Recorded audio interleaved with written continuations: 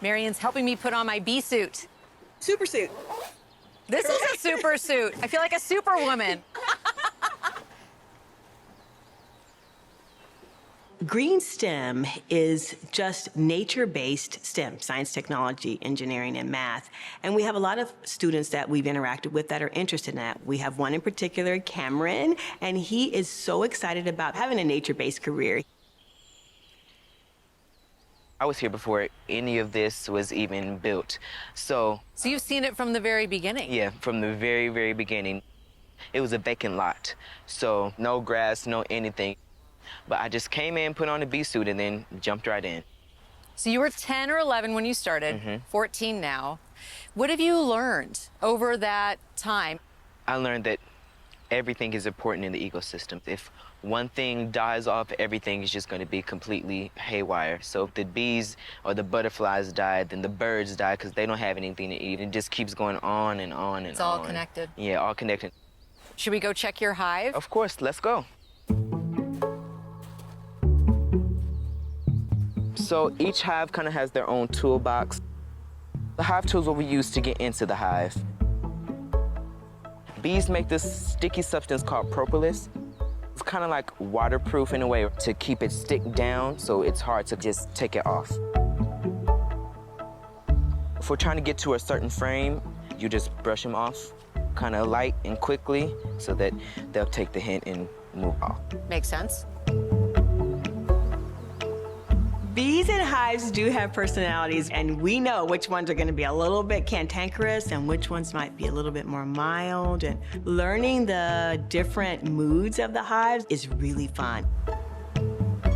Usually when we're in a hive, they're just buzzing along doing their work, unconcerned about what we're doing. If we do too much or get into some areas that they get protective about, their whole sound changes a bit, and you can start to notice, we're hitting a nerve here, and maybe we need to slow it down, or maybe we need to use a little bit of smoke to disrupt the pheromone communications. At the end of summer, each cell, each hexagon will be full of honey. Amazing. And that'll be the collection time. So what is the wax made of? The wax is made from a wax gland on the underneath surface of the bees. Unbelievable. They build these completely perfect hexagons in the absolute dark. And they say this hexagon is much more space efficient for saving space and storing as much liquid as you can. They're engineers. It's amazing to me. It is absolutely amazing. And as you see, they've got a lot of wax and propolis that they're just putting down. Look at this girl with her tongue out. Can you see her tongue? Yes, I can. So she's working that wax. Oh, Cameron, that is a really full honey frame. These can be very heavy. Wow, I can imagine. Look at all the wax, let alone the honey. So cool. I know, I love it.